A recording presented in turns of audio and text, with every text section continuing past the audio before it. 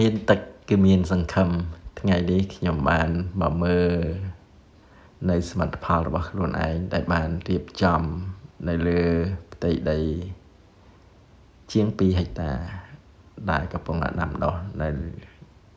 ការដំណាំស្មៅដែលជាស្មៅប្រូតេអ៊ីនកម្រិតខ្ពស់សម្រាប់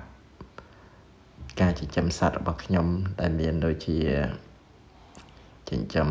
កណ្ដូបត្រីដែលគ្រោងនឹង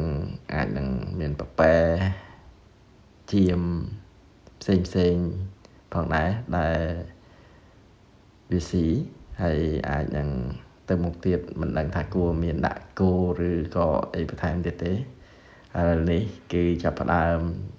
ធ្វើការដាំដុះស្មៅសិនអញ្ចឹងនៅពេលដែលមានស្មៅហើយទើបយើងអាចនឹងចិញ្ចឹមសត្វផ្សេងដើម្បីផ្គត់ផ្គង់ចំណីអាហាររបស់វាបាទហើយក៏សប្បាយចិត្តរីករាយមែនទែនជាមួយនឹង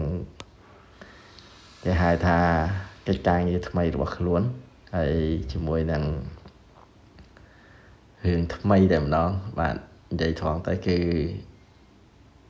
ធ្វើនេះគឺធ្វើដោយគេហៅថាការសាកល្បងបដើរៀនបដើ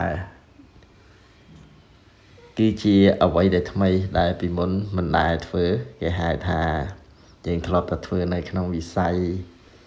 អីផ្សេងដល់តែពេលឥឡូវយើងមកធ្វើនៅក្នុងវិស័យកសិកម្មនេះ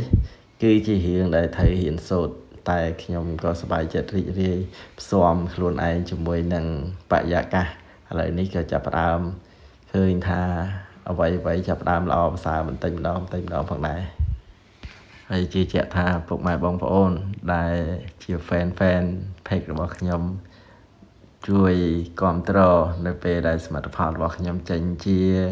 រូបរាងមានដាក់លក់នៅលើទីផ្សារសង្ឃឹមថាពុកម៉ែបងប្អូនគាំទ្រមិនថាជាអ្វីនោះទេខ្ញុំជឿជាក់ថាពុកម៉ែបងប្អូនប្រកាសជាគាំទ្រព្រោះដើម្បីឲ្យខ្ញុំមានទឹកចិត្តធ្វើវាហើយធ្វើវាកាន់តែធំទៅនៅពេលខាងមុខ